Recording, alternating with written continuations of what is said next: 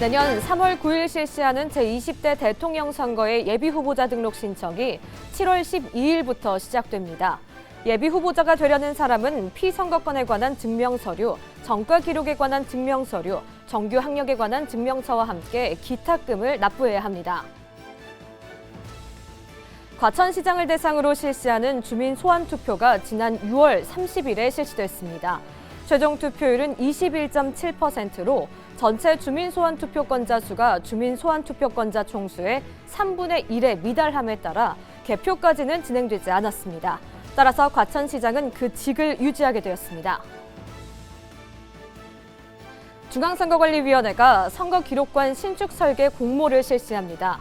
건축사 면허를 소지한 건축사 사무소라면 누구나 응모할 수 있는 이번 공모는 7월 9일 현장 설명과 등록을 거쳐 9월 2일 작품을 제출하면 됩니다. 선거연수원이 두 번째 민주시민교육 연구 모임을 개최했습니다. 이번 모임에서는 학교 민주시민교육 현황과 과제를 주제로 민주시민교육 관련 기관과 단체 등 오피니언 리더 30여 명이 참여했습니다.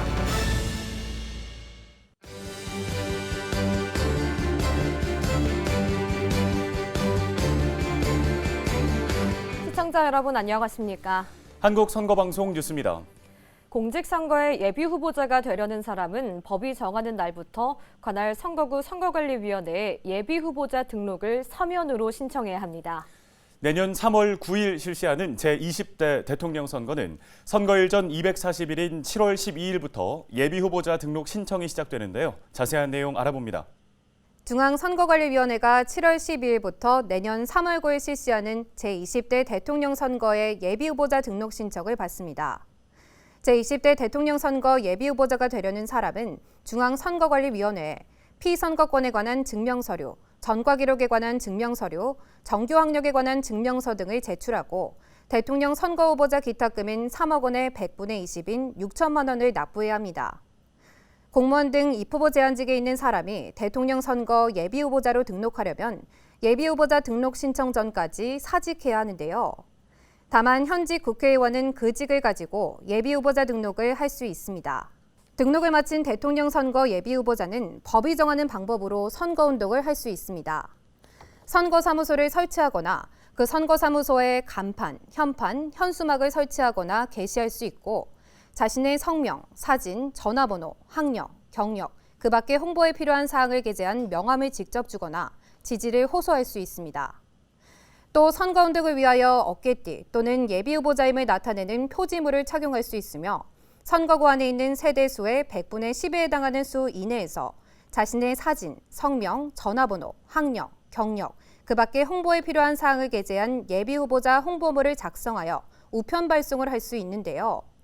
이번 대통령 선거에 있어 예비후보자 홍보물 발송 수량은 232만 5,814부로 중앙선거관리위원회에서 공고하였습니다.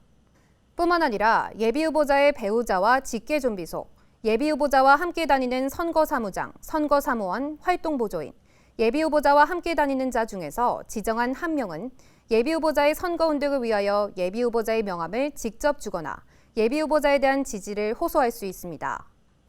한편 중앙선거관리위원회는 제20대 대통령 선거가 다가오는 만큼 선거법 위반 사례가 발생하지 않도록 정당 등을 대상으로 선거법 안내 활동을 펼치는 한편 위법 행위에 대해서는 감시 단속 활동을 강화할 방침입니다. 과천시장을 대상으로 실시하는 주민 소환 투표가 지난 6월 30일 실시됐습니다. 투표 결과 최종 투표율은 21.7%로 법에 따라 개표하지 않았는데요. 자세한 내용 알아봅니다. 과천시장을 대상으로 실시하는 주민 소환 투표가 지난 6월 30일 실시됐습니다. 투표 결과 최종 투표율은 21.7%로 개표가 실시되지 않고 마무리됐습니다.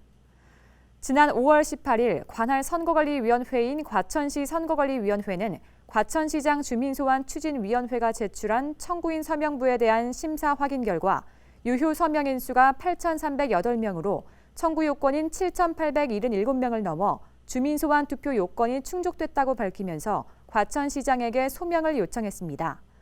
과천시장은 6월 7일 소명 요지와 소명서를 제출했고 과천시 선거관리위원회는 6월 8일 투표일, 투표안, 소명 요지, 소환 청구 요지 공고 등 주민 소환 투표를 발의하고 투표용지 게재 순서를 추첨 확정했습니다. 6월 25일과 26일에는 사전투표를, 30일에는 주민소환 투표를 실시했는데요. 그 결과 사전투표 투표율은 12.53%, 6월 30일 최종 투표율은 21.7%를 기록했습니다. 전체 투표자의 수가 주민소환 투표권자 총수의 3분의 1에 미달되는 때에는 개표를 하지 않는다는 주민소환법에 따라 개표는 무산됐습니다. 투표자 수가 주민소환 투표권자의 총수 3분의 1인 19,096명에 미달하므로 주민소환에 관한 법률 제22조 제2항의 규정에 의거 개표를 실시하지 아니함을 공표합니다. 전체 투표수가 주민소환 투표권자 총수의 3분의 1에 미달됐기 때문에 과천시장은 현직을 유지하게 됐습니다.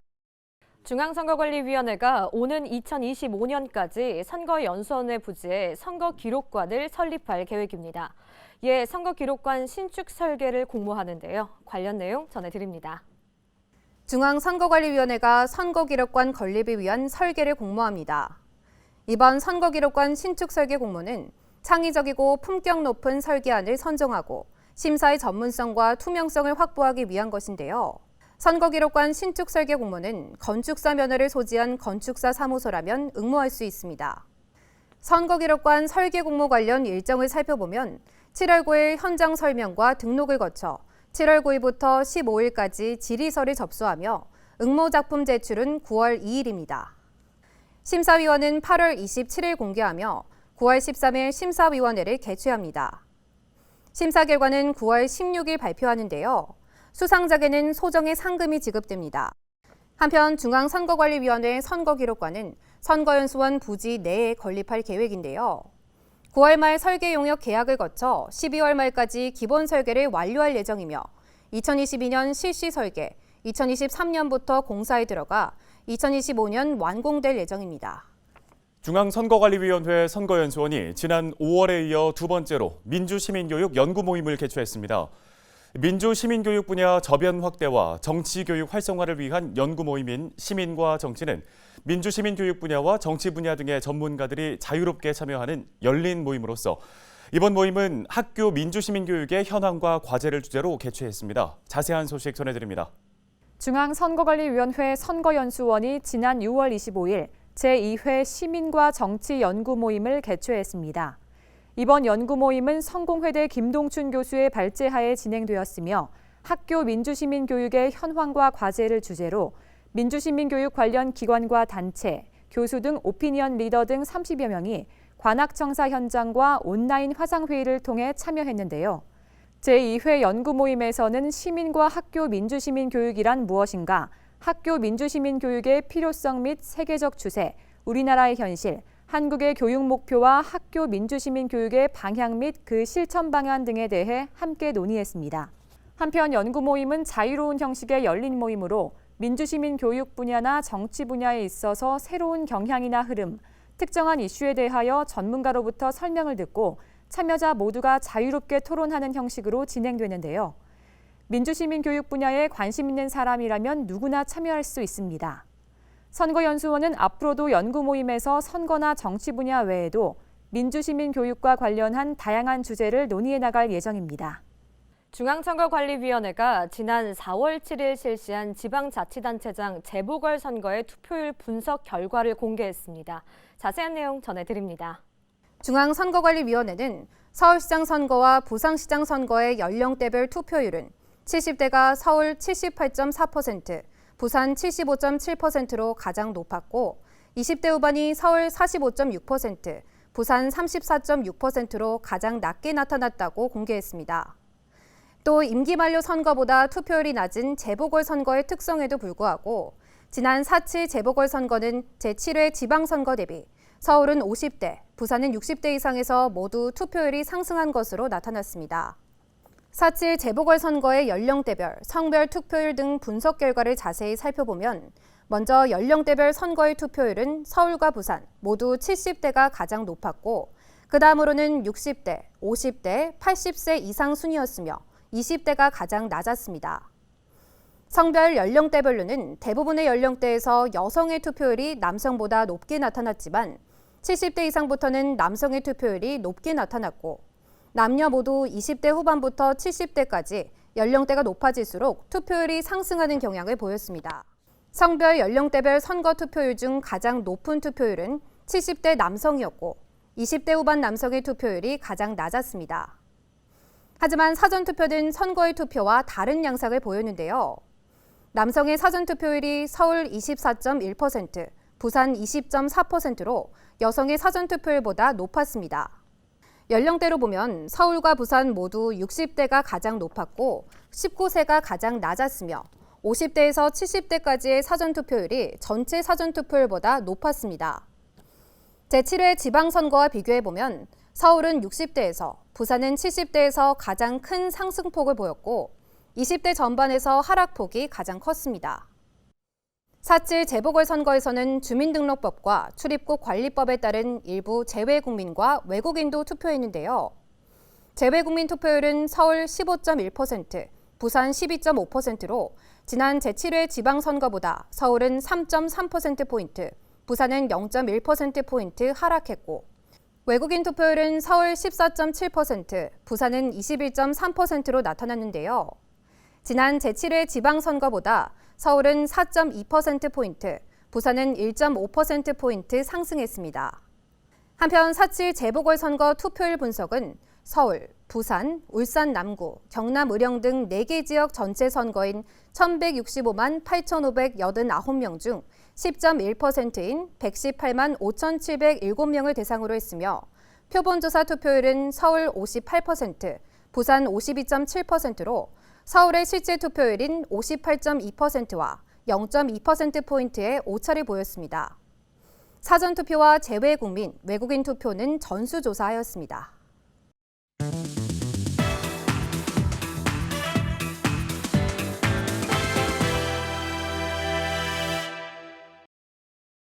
선거관리위원회 관계자를 모시고 다양한 이야기를 들어보는 선거 인사이드 시간입니다. 이번 시간에는 중앙선거방송토론위원회 최영돈 방송토론팀장을 모시고 선거방송토론위원회의 역할과 선거방송 토론에 대해서 이야기 들어봅니다.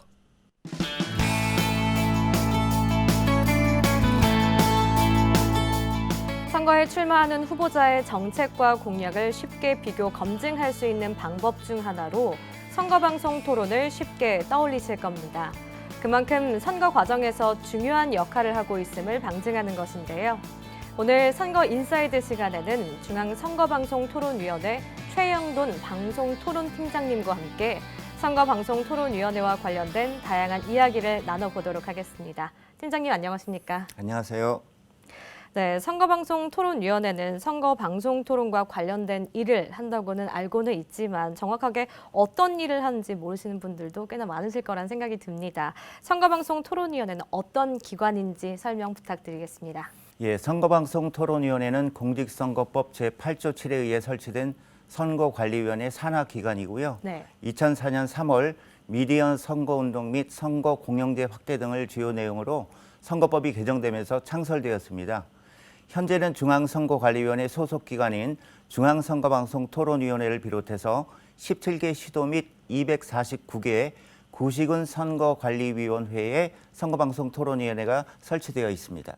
네, 그럼 선거방송토론위원회는 좀 어떤 역할을 하는지 말씀해 주시죠, 팀장님. 네, 선거법이 정한 선거방송토론위원회 본연의 임무는 선거 기간 전에 주요 정당의 정책 토론회와 선거 기간 중에 후보자 대담 토론회를 공정하게 주관 진행하는 것입니다. 네. 또한 선거방송토론위원회는 법정 임무 외에 토론문화 활성화를 위해 다양한 활동을 하고 있는데요. 전국 고등학생, 대학생들이 참가하는 대한민국 열린 토론 대회, 그리고 지방선거 및 국회의원 선거 입후보 예정자들을 위한 선거방송 토론 교육 프로그램, TV 토론 아카데미를 개최하고 있고요. 네. 그 밖에 선거방송 토론 관련 연구, 세미나 개최 및 후원 등 학술 분야에서도 토론문화 발전에 기여하기 위해 다양한 역할을 하고 있습니다. 네, 팀장님께서 다양한 활동에 대해서 말씀을 해주셨는데 선거방송토론위원회가 주관하는 토론회 또한 다양한 걸로 알고 있습니다. 어떤 종류의 토론회가 있는지 설명해 주실까요? 선거방송토론위원회가 주관하는 TV토론은 공직선거법 제82조 2에 따라 선거 기간 중에 개최하는 후보자 대담 토론회 등과 같은 법 제82조의 3에 따라 선거 기간 전에 개최하는 주요 정당의 정책 토론회 두 가지인데요. 네. 대통령 선거와 지방선거가 실시되는 내년을 기준으로 말씀드리면 저희 중앙선거방송 토론위원회의 경우 대통령 선거에서 선거 기간 전에 정책 토론회 3회와 선거 기간 중에 후보자 토론회 4회, 그리고 지방선거에서는 선거 기간 전에 정책 토론회 3회를 주관하게 됩니다. 그리고 시도선거방송 토론위원회는 지방선거에서 선거 기간 중에 시도지사, 비례대표 시도의원, 교육감 선거 후보자 대담 토론회 등을 주관하고요. 구시군 선거방송 토론위원회는 구시군의 장선거 후보자 대담 토론회 등을 주관하게 됩니다. 내년 양대 선거에서 공정성을 기반으로 유권자 여러분의 선택에 유용한 토론회가 되도록 최선을 다해 준비하고 있고요. 토론 주제 및 질문 공모 등 국민 여러분들께서 직접 참여하실 수 있는 다양한 행사도 계획하고 있습니다. 많은 참여와 관심 부탁드립니다. 네, 팀장님께서 다양한 토론회에 대해서 좀 말씀을 해주셨는데 중앙선거방송 토론위원회는 선거방송 토론 이외에도 정당정책 토론회도 좀 주관하고 있는 걸로 알고 있습니다. 정당정책 토론회는 어떤 토론회인가요, 팀장님?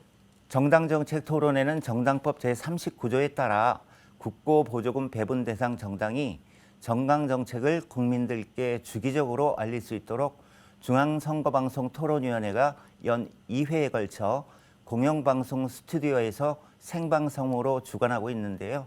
2005년부터 개최하고 있습니다. 네, 그렇군요. 또 들어보니 내년에는 정말 많은 토론회가 개최된다고 좀 들었습니다. 토론회에 참석하는 후보자는 좀 어떻게 결정이 되는지도 설명 부탁드립니다. 예. 공직선거법은 선거방송 토론위원회가 주관하는 후보자 토론회에 의무적으로 참석해야 하는 후보자와 네. 그렇지 않은 후보자를 구분하고 있는데요. 선거법 제82조의 2, 제4항에 명시된 선거별 후보자 토론회 참석 기준을 하나라도 충족하는 후보자는 토론회 참석이 의무입니다. 네. 이 후보자를 초청 대상 후보자라고 하는데요. 정당한 사유 없이 토론회에 불참할 경우 선거법 제261조 제3항의 규정에 따라 1,000만 원 이하의 과태료가 부과될 수 있습니다. 또한 토론회 방송을 시작할 때 불참 사실을 사회자와 방송 자막을 통해 국민들께 알리고 해당 토론위원회 인터넷 홈페이지에 게시하게 됩니다. 네, 그럼 구체적으로 어떤 자격을 갖춰야지 초청 대상 후보자가 될 수 있나요?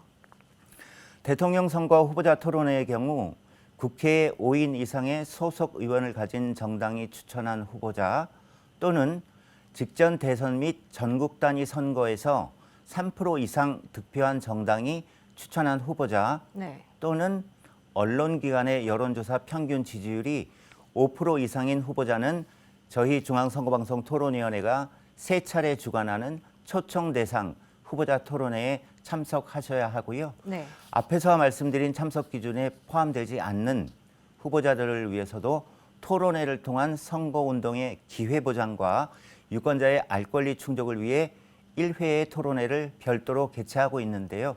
참석의 의무는 아닙니다. 네, 그렇군요. 선거방송 토론위원회는 공직선거가 있는 해에 입후보 예정자를 위한 TV토론 아카데미도 운영하고 있다고 좀 들었는데 입후보 예정자를 위한 교육의 목적 들어볼 수 있을까요, 팀장님? 예, 선거방송 토론은 텔레비전 생방송이 원칙이고 네. 부득이한 경우 편집 없이 녹화방송을 하도록 되어 있는데요. TV토론 아카데미는 방송 토론에 익숙하지 않는 입후보 예정자들의 TV토론 역량 강화를 지원하기 위해 지난 2014년부터 지방선거와 국회의원 선거가 있는 해에 운영을 하고 있습니다. 네, 그렇군요. 그럼 TV토론 아카데미는 어떤 내용으로 좀 진행이 될까요? 예, TV토론 아카데미는 토론의 준비 절차 및 관련 규칙 안내, 방송 카메라 적응 요령, 다양한 토론 진행 방식 체험, 이미지 관리 등 전문 강사가 맞춤형으로 교육을 하고요. 실습 위주의 프로그램으로 진행됩니다. 이제까지 참가자분들께서 많은 호응을 해주셨고요. 특히 방송 토론 환경을 미리 체험해 볼 수 있어서 좋았다는 평가가 많았습니다. 지방선거가 실시되는 내년에도 개설될 예정이니 지속적인 관심과 많은 참여 부탁드립니다. 네, 팀장님께서 선거방송 TV토론 아카데미에서 좀 말씀을 해주셨는데 선거방송 토론회를 통해서 정당이나 후보자들은 자신의 정책이나 의견을 피력하고 유권자는 정당과 후보자에 대한 정보를 많이 얻을 수 있잖아요. 그런데 유권자들이 보다 효과적으로 방송 토론을 좀 보는 방법이 있을 거라는 생각이 듭니다. 방송 토론 이렇게 보면 좋다라는 좀 팁이 있으면 설명을 해주시죠. 지난 2017년 대선 후보자 토론회의 경우 TV나 인터넷 생중계를 보면서 모바일 메신저로 친구들과 의견을 나누거나 네. 노트북으로 후보자들의 주요 발언 내용을 요약하면서 토론회를 시청한 유권자들이 특히 젊은 층에서 많았는데요. 네. 토론회를 보다 생동감 있게 시청하는 좋은 방법이라고 생각을 합니다. 네. 저희 중앙선거방송 토론위원회 홈페이지를 방문하시면 토론 평가표를 내려받으실 수 있는데요. 후보자들의 비전과 정책, 리더십 등을 항목별로 평가하면서 보다 흥미롭게 토론회를 시청하실 수 있는 방법으로 제가 추천을 해드리고 싶습니다. 네, 추천 방법에 대해서까지 좀 말씀을 해주셨습니다. 중앙선거방송 토론위원회는 선거 때마다 후보자 토론회 다시 보기 서비스도 운영을 하고 있죠. 예, 그렇습니다. 저희 기관은 선거 때마다 후보자 토론회를 미처 못 보신 국민 여러분들을 위해 인터넷 홈페이지, 모바일 웹, 유튜브 등을 활용해서 토론회 다시 보기 서비스를 운영하고 있습니다. 네. 토론회 생방송에서 놓친 발언이나 후보자들의 정견, 정책을 보다 꼼꼼하게 비교할 수 있는 장점이 있는 만큼 많은 관심과 이용 부탁드립니다. 네, 다시 보기 서비스도 이용해 보면 참 좋겠다라는 생각을 해보는데요. 선거방송 토론회를 진행하기 앞서 유권자들에게 직접 토론 주제나 질문을 공모하고 있다고도 들었습니다. 이렇게 유권자들에게 토론 주제나 질문을 공모하는 이유가 있다면 어떤 것들이 있을까요, 팀장님?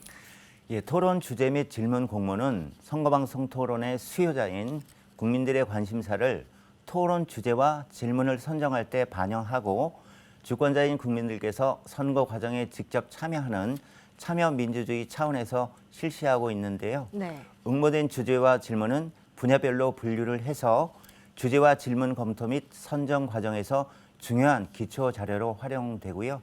공정성과 적합성을 갖춘 질문을 선정해서 토론회 진행 시 국민 질문으로 활용하게 됩니다. 주제 및 질문 공모는 중앙선거방송 토론위원회와 17개 시도 선거관리위원회 홈페이지를 통해서 공지되는데요. 대한민국 국민 누구나 참여하실 수 있습니다. 민주주의 꽃은 선거라는 말이 있는데요. 선거의 꽃은 바로 선거방송 토론이라고 할 수 있습니다. 네. 토론회가 선거의 꽃으로 활짝 피어나려면 무엇보다 국민 여러분의 적극적인 참여와 관심이 필수적입니다. 내년 대통령 선거와 지방선거 후보자 토론회를 위한 주제 및 질문 공모도 많이 기대해 주시고요. 많은 관심과 참여 부탁드립니다. 네, 팀장님 말씀처럼 좀 많은 관심과 참여 부탁드리겠습니다. 선거방송 토론위원회는 성숙한 토론 문화 정착하고자 매년 대한민국 열린 토론대회를 개최하고 있습니다. 열린 토론대회는 어떻게 시작하게 됐는지도 설명을 해주시죠, 팀장님. 예, 저희 기관은 창설 이듬해인 2005년부터 토론 문화 활성화를 위해 매년 전국 대학생 토론회를 개최했는데요. 네. 2017년 민주화 30주년을 맞이해서 전국 고등학생 토론대회를 신설하면서 2018년부터는 이 두 대회를 통칭해서 대한민국 열린 토론대회라는 대회명을 사용하고 있습니다. 네, 올해도 8월부터 대한민국 열린 토론대회가 진행이 되는데 어떻게 진행되며 참가하고 싶은 분들은 좀 언제까지 어떤 방법으로 신청하면 되는지도 설명 부탁드립니다. 예, 작년에는 코로나19로 인해 대회를 개최하지 못했는데요. 네. 올해는 8월 중순에 비대면 온라인 방식으로 예선전을 진행할 예정입니다. 16강에서 8강까지 본선 토너먼트는 대면 방식으로 진행되는데요. 8월 21일 토요일에 수원시 권선구에 위치한 중앙선거관리위원회 선거연수원에서 열리고요. 준결승과 결승은 2021년 유권자 정치 페스티벌 기간인 10월 29일 금요일에 역시 선거연수원에서 개최될 예정입니다. 네. 대학생부의 경우 참가 신청은 7월 2일 오후 1시부터 7월 12일 오후 6시까지 중앙선거방송 토론위원회 홈페이지에서 하실 수 있고요. 고등학생부는 지역마다 차이가 있으니까요. 해당 시도 선거방송 토론위원회에 문의해 주시기 바랍니다. 네, 지금까지 팀장님과 함께 선거방송 토론위원회와 관련된 이야기들 좀 들어볼 수 있었는데 마지막으로 유권자들에게 한 말씀 하실 수 있다면 말씀해 주시죠. 유권자에게 선거방송 토론은 정당 또는 후보자의 정견, 정책 공약 및 자질 등을 한자리에서 비교 판단할 수 있는 거의 유일한 기회라고 할 수 있는데요. 네.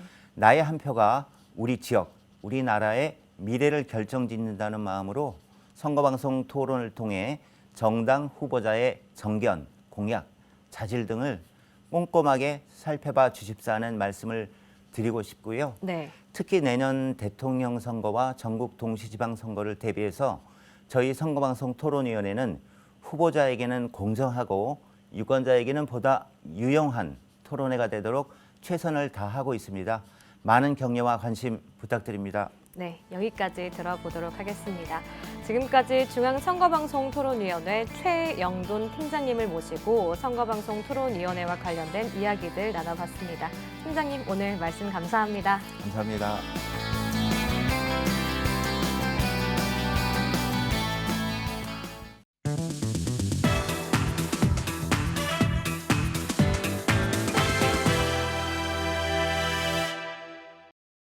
이번 시간은 선거월드 시간입니다. 오늘은 대한민국 전환기 민주주의의 롤모델, 대한민국 선거에 대해서 알아봅니다. 여러분은 선거하면 무엇이 떠오르시나요? 네, 선거는 곧 민주주의의 꽃이라고들 하죠. 국민의 적극적이고 자발적인 참여를 기반으로 이어지는 민주주의. 이 민주주의는 선거를 통해서 완성됩니다. 그렇다면 세계 각국의 선거 제도는 어떤 모습일까요? 본격적으로 알아보기 전에 먼저 우리나라의 모습부터 살펴보시죠. 우리나라의 첫 선거는 언제였을까요? 5월 10일이 익숙하게 느껴지는 분들도 있을 거예요. 맞습니다. 유권자의 날도 바로 이 날을 기념하기 위해 제정되었는데요. 우리나라는 짧은 기간 동안 민주주의를 이룩한 역사 때문에 전환기 민주국가의 롤 모델이라고 불립니다. 그래서 민주주의와 관련한 세계의 시선이 우리나라에 집중될 때가 많죠. 이런 우리나라의 주도로 2013년 세계선거기관협의회가 창설되는데요. 이 기구의 슬로건은 함께 성장하는 세계 민주주의입니다. 전환기 민주국가의 롤 모델에서부터 세계 선거 문화를 주도해 나가는 우리나라. 너무 자랑스러운데요. 이 기구의 역할은 세계 각국의 선거 관련 정보, 지식, 경험 교류를 활성화하고 전환기 민주국가 선거를 지원합니다. 이러한 전환기 민주주의의 롤 모델인 대한민국이 또 하나의 타이틀을 얻게 되는데요. 2020년 코로나 팬데믹에 맞서 성공적인 선거를 치른 세계 유일한 국가로 말이죠. 2020년 4월 15일 제21대 국회의원 선거가 치러진 대한민국. 감염의 우려로 인해 저조한 투표율을 예상했으나 성숙한 시민 참여 의식 덕분에 28년 만에 국회의원 선거 최고 투표율인 66.2%를 기록하게 됩니다. 그리고 세계를 더 놀랍게 만든 건 투표소에서 단 한 건의 감염 사례도 없다는 사실이었는데요. 그야말로 선거도 방역도 대성공이었죠. 선거 후 한국 선거 방역 시스템 공유를 원하는 세계 각국의 요청이 이어진 건 너무나도 당연한 이야기겠죠? 전환기 민주국가의 롤 모델이자 코로나 팬데믹 속에서도 성공적인 선거를 치른 세계 유일한 국가, 바로 우리의 대한민국. 세계 문화를 주도하는 한류 열풍, 선거 문화에서도 어김없이 나타나고 있습니다. 어때요? K-팝, K-푸드, K-뷰티에 이어서 K-선거도 세계에 당당하게 자랑할 수 있겠죠? 지금까지 선거월드였습니다.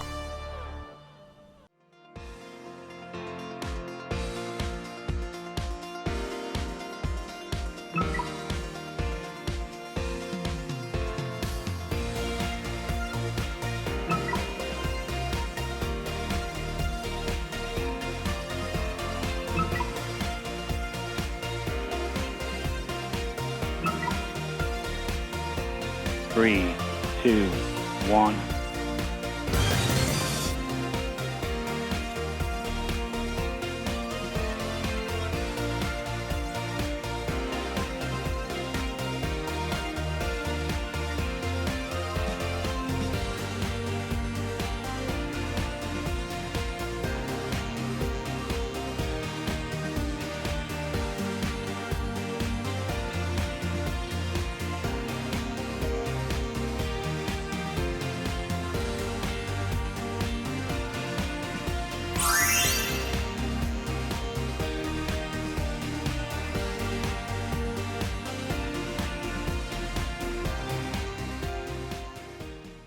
제주특별자치도에 거주하는 유권자는 KCTV 제주방송을 통해서 한국 선거방송을 시청할 수 있습니다.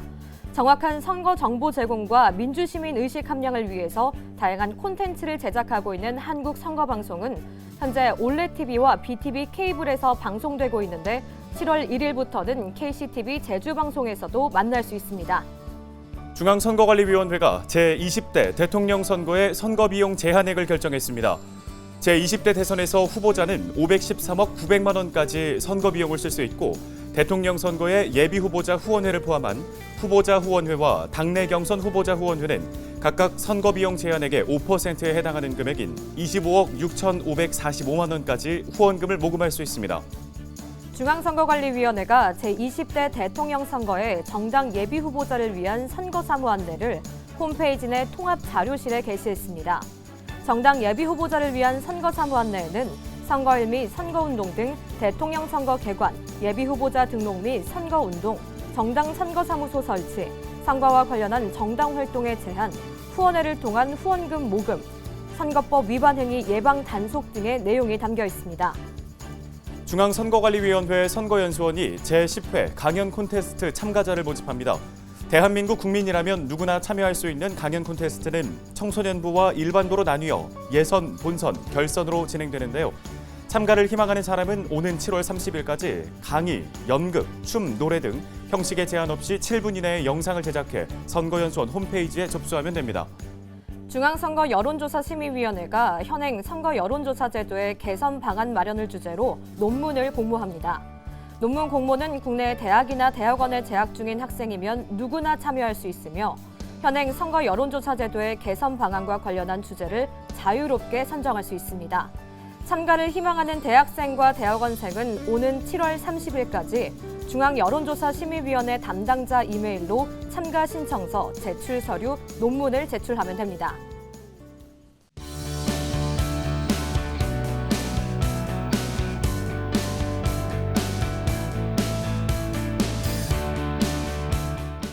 오늘 한국 선거방송 뉴스는 여기까지입니다. 시청해주신 여러분 고맙습니다.